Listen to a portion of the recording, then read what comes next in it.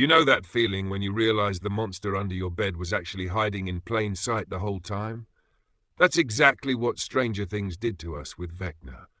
For 3 seasons, we thought we understood the Upside Down. We thought we knew where the monsters came from. But Season 4 pulled back the curtain and showed us something far more disturbing than any Demogorgon or Mind Flayer could ever be. The real architect of Hawkins' nightmare wasn't some alien entity from another dimension. It was a troubled kid from a normal American suburb who became the most powerful being in the entire series. I'm talking about Henry Creel, Patient 1, Number 1, Vecna. And trust me, his story is way darker and more complex than you might think. So settle in, because we're about to unpack the complete backstory of the villain who made even 11 look powerless. And I promise you, by the end of this, you'll never watch Stranger Things the same way again. Let's rewind to March 1959. Hawkins, Indiana was your typical post-war American town. White picket fences, apple pie cooling on windowsills, the whole Norman Rockwell fantasy. And right in the middle of it all, you had the Creel family moving into a beautiful Victorian house on Moorhead Street. On paper, they looked perfect. Victor Creel was a World War II veteran who served his country proudly. His wife, Virginia, was a homemaker devoted to her family.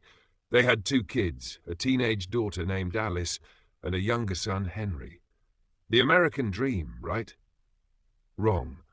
See, what makes Henry Creel so fascinating and so terrifying is that he wasn't created by lab experiments or government conspiracies.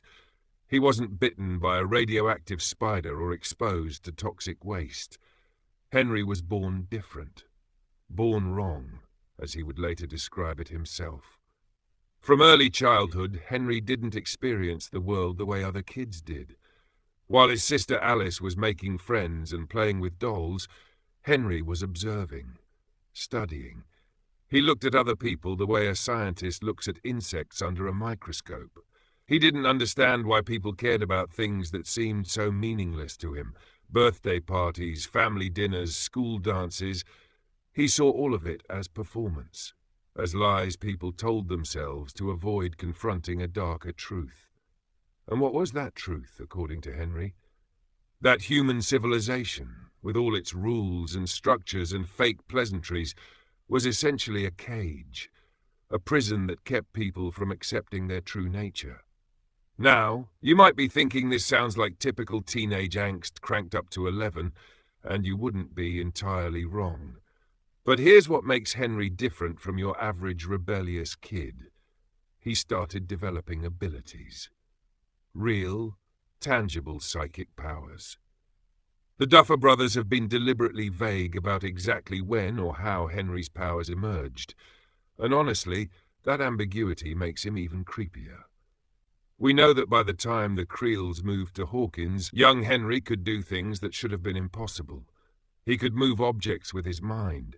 He could see into people's thoughts and memories. He could peer into their trauma, their secrets, their darkest fears.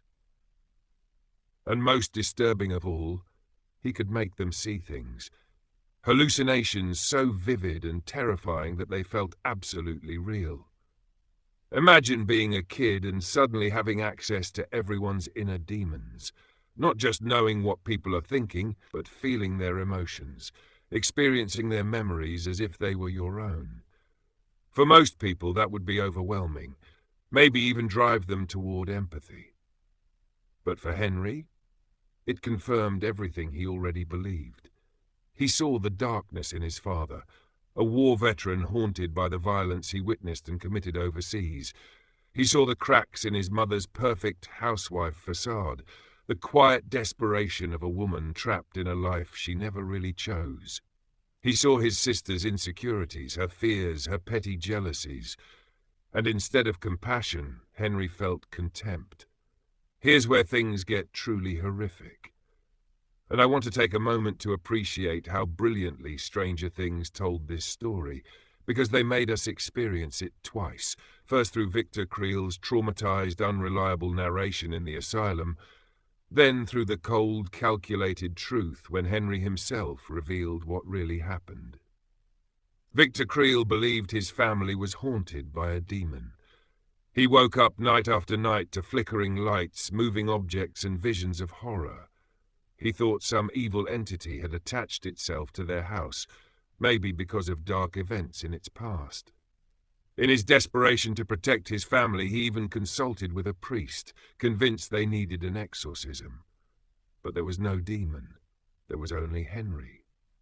On March 25, 1959, Henry Creel decided his family was holding him back.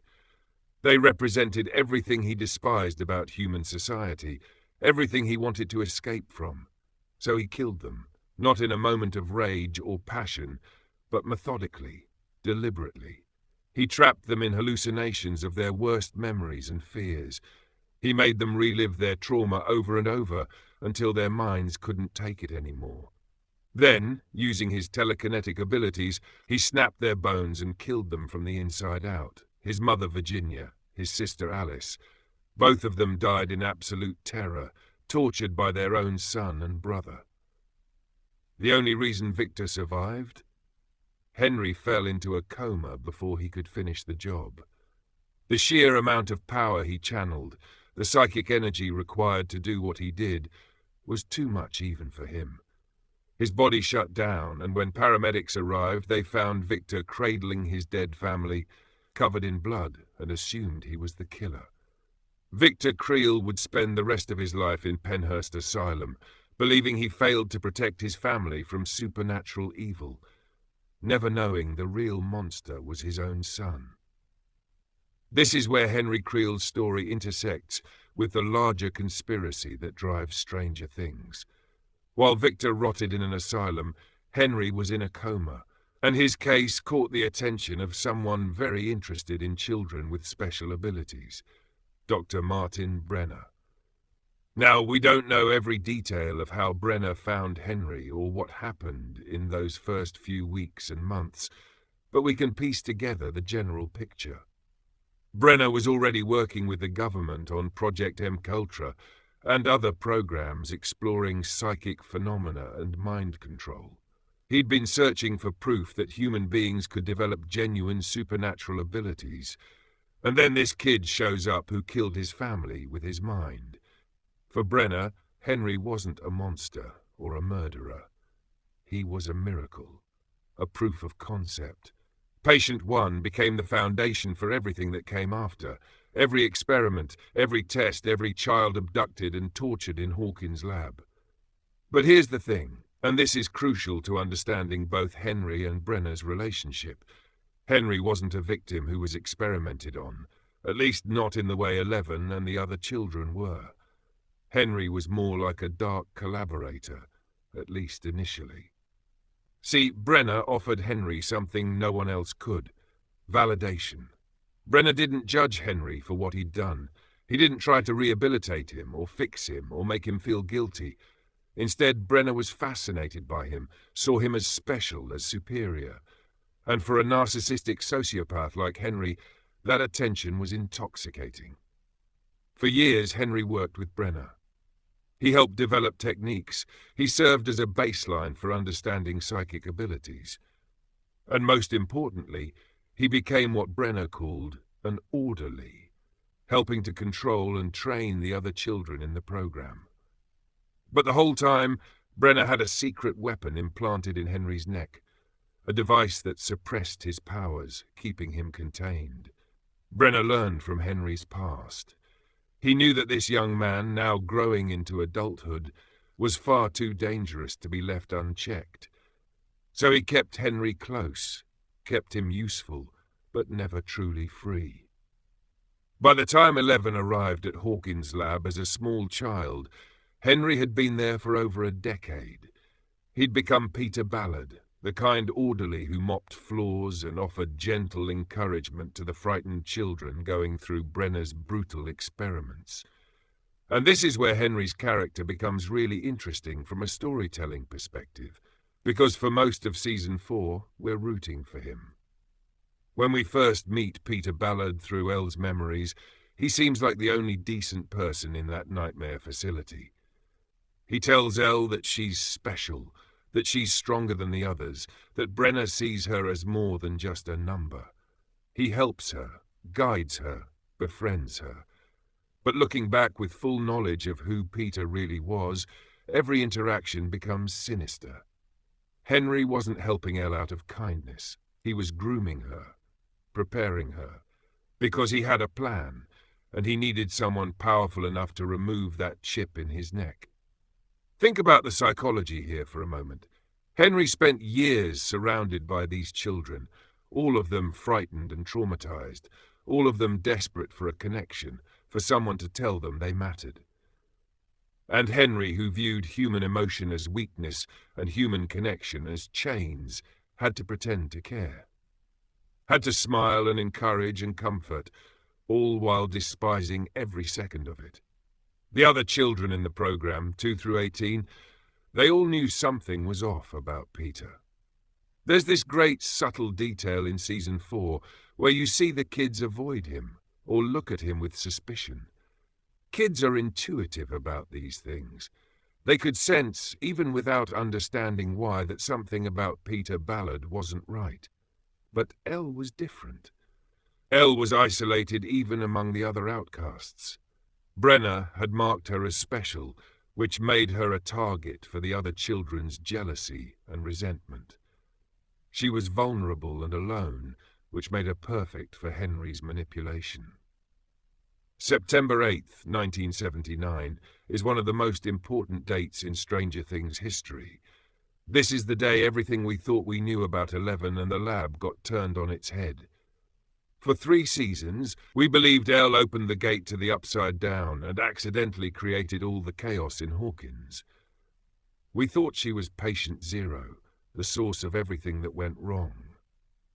But season 4 revealed a much darker truth. Henry finally convinced Elle to help him.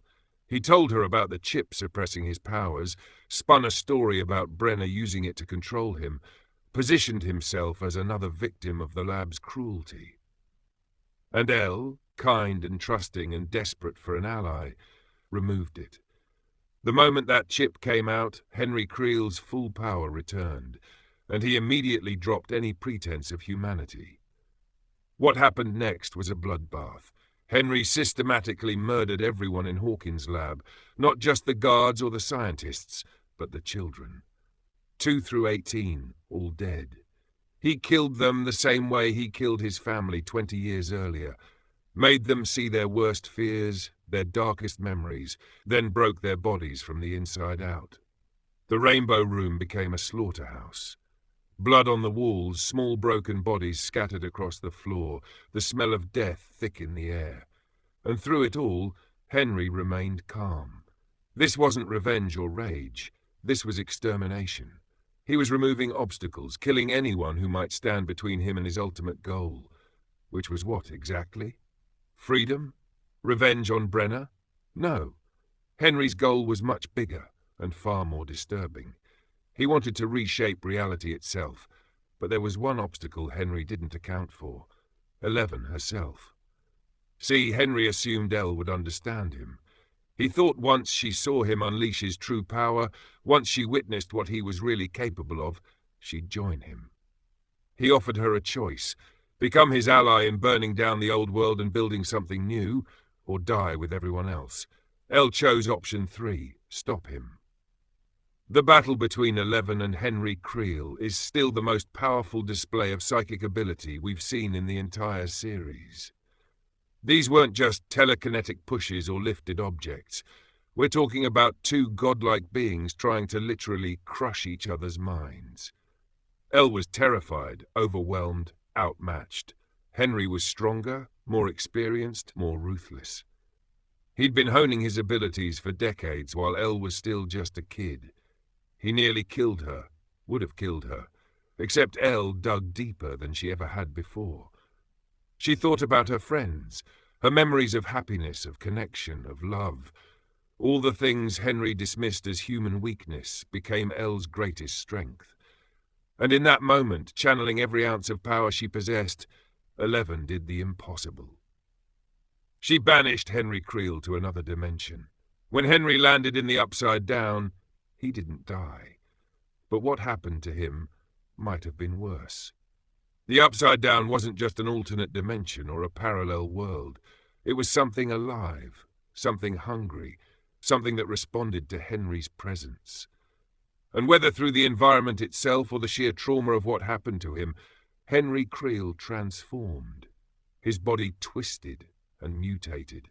His skin peeled away, replaced by something that looked almost vine-like, organic but wrong. His bones became visible through translucent flesh. His left hand became a grotesque claw. He was no longer human. He'd become Vecna, named after the undead lich from Dungeons and Dragons, a creature that had transcended death itself. But here's what's crucial. This transformation wasn't a punishment or a curse. Henry embraced it. In his mind, he'd finally shed the last vestiges of his humanity, the weakness that came with a human form. He'd become something pure, something powerful, something beyond the petty constraints of human society. And alone in the Upside Down, Henry began to plan. For years, maybe decades from his perspective, Henry explored this nightmare dimension. He discovered the hive mind that connected all the creatures there, and rather than being controlled by it, he learned to control it. The Mind Flayer. That massive spider-like entity that terrorized Hawkins in seasons 2 and 3. That wasn't some alien intelligence.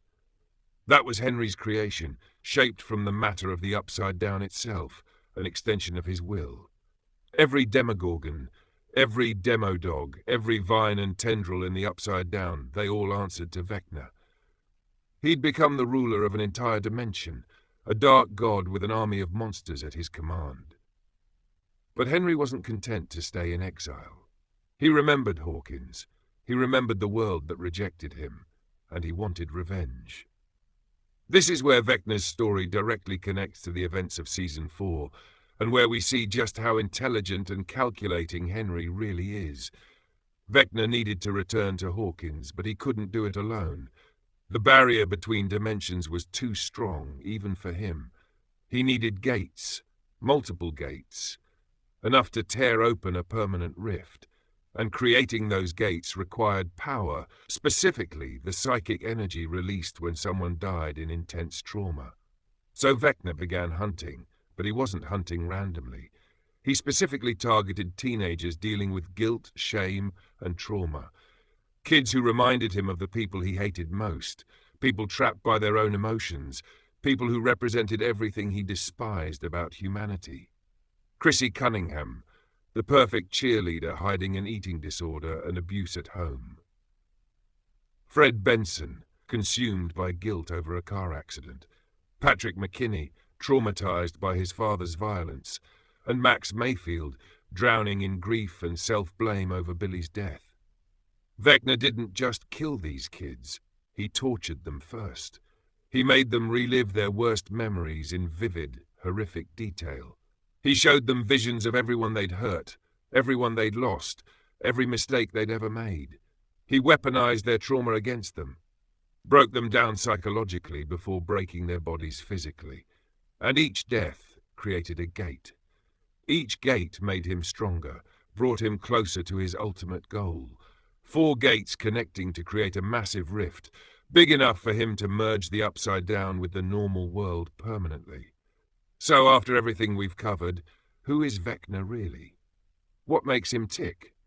At his core, Henry Creel is a nihilist who believes human emotion and human connection are diseases that need to be eradicated. He sees the world through a lens of pure social Darwinism. The strong should dominate, the weak should be eliminated, and anything resembling empathy or compassion is just an evolutionary mistake. But here's what makes him such a compelling villain. He's not entirely wrong about everything. The world can be cruel. Society does force people into boxes and roles they never chose. People do lie to themselves and each other constantly. All the things Henry criticizes about humanity, they're real problems. Where Henry goes wrong is in his solution. Rather than trying to make the world better, rather than using his power to help people or create positive change, he decides the only answer is destruction. If the world is broken, burn it down. If people are flawed, kill them all. If reality itself is imperfect, reshape it into something new, no matter how many people have to die in the process. He's what happens when someone with legitimate grievances combines them with unlimited power and zero empathy. And that's terrifying because we can understand where he's coming from, even as we're horrified by what he becomes. The relationship between Henry and Elle is the emotional core of this entire backstory. These are the only two people in existence with this level of psychic ability. They should be allies, family even. But instead, they're perfect opposites. 11 was also experimented on, also abused, also had every reason to become bitter and cruel. But she chose differently. Every time Elle could have given in to rage or used her power for revenge, she chose connection instead. She formed friendships with Mike, Dustin, Lucas, and Will. She learned what it meant to have a family through Joyce and Hopper. She discovered that her power was strongest, not when she fought alone, but when she fought for the people she loved. Henry sees this as weakness. Elle sees it as strength. And that fundamental disagreement is what makes their conflict so powerful. In Season 4, when Vecna finally reveals himself to Elle, there's this moment where he tries one last time to convince her to join him. He tells her they're the same, that she's been lied to, that together they could remake the world. And Elle's response is perfect in its simplicity. No, you're the monster. You're the monster. Because she's right. They're not the same. They never were. Henry had a choice at every step of his life, and every time he chose cruelty over kindness, isolation over connection, death over life. Let's talk about what Vecna represents on a thematic level, because the Duffer Brothers didn't just create a scary monster, they created a character who embodies some of the darkest aspects of human nature. Vecna is what happens when someone refuses to process trauma, and instead weaponizes it against others. Every person he kills is dealing with guilt or grief or pain, just like Henry experienced pain growing up. But instead of empathizing with their suffering, he punishes them for it. He's the ultimate bully, someone who experienced hurt and decided the solution was to hurt everyone else. He also represents toxic masculinity taken to its logical extreme. Henry grew up in the 1950s, an era where men were expected to be strong, unemotional, dominant. His father, Victor, was a war veteran who probably suffered from PTSD, but could never talk about it because men didn't discuss feelings back then. Henry took that cultural programming and twisted it into a philosophy where any emotion was weakness, and power was the only thing that mattered. And on a broader level, Vecna embodies the dangers of isolation and the internet-age tendency toward nihilism. He's someone who spent so much time observing humanity from a distance, judging people without truly knowing them, that he lost any capacity for empathy. Sound familiar? In our current era of social media echo chambers and online radicalization, Henry Creel's journey from troubled kid to mass murderer feels frighteningly relevant. Even after Season 4 gave us Henry's complete backstory, there are still mysteries remaining. Questions that Season 5 will hopefully answer. First, was Henry born with his powers, or did something trigger them? The show hasn't given us a definitive answer. Some fans theorize he might have been exposed to something in Hawkins itself, that maybe the town has always been a thin spot between dimensions. Others think he represents a natural evolutionary mutation, that psychic abilities are something humans can develop spontaneously. Second, what exactly is the Upside Down, and did Henry create it, or just claim it? Season 4's revelation that the Upside Down is frozen on the day Elle opened the first gate suggests Henry might have shaped that dimension when he was banished there, but how much of it existed before him, and how much did he create? Third, what's the full extent of Vecna's abilities? We've seen him kill from a distance, create psychic connections, control the hive mind, and survive wounds that would kill any normal creature. But how powerful is he really? Can he be killed at all, or is he now essentially immortal? And finally, what's his endgame in Season 5? Opening gates and merging dimensions seems like just the beginning. What does Henry Creel actually want to build once he's destroyed the old world? What does his perfect reality look like? Let's talk about why Vecna is such an effective antagonist, especially compared to previous Stranger Things villains. The Demogorgon from Season 1 was scary, but it was basically an animal. Dangerous, but not evil. The Mind Flayer in Seasons 2 and 3 was more intelligent, but still felt like an alien force, something incomprehensible and other. Vecna works because he's human, or at least he was human. He has human motivations, human grudges, human philosophy. We can understand why he does what he does, even as we're horrified by it. And that makes him so much more frightening than any mindless monster could be. Jamie Campbell Bower's performance also deserves recognition here. He had to play Peter Ballard as sympathetic and kind, then reveal the cold psychopath underneath, then become the full monster of Vecna, while still maintaining Henry's personality and intelligence. That's an incredible range, and he nails every aspect of it. Plus, Vecna's methodology is uniquely terrifying. He doesn't just jump out of the shadows and attack. He gets inside your head. He knows your worst fears, your deepest secrets, your most painful memories. He uses your trauma as a weapon against you. In a show where most of the heroes are teenagers dealing with very real teenage problems, depression, guilt, grief, and trauma, that makes Vecna a deeply personal threat. As we head into the 5th and final season of Stranger Things, Vecna remains the ultimate big bad.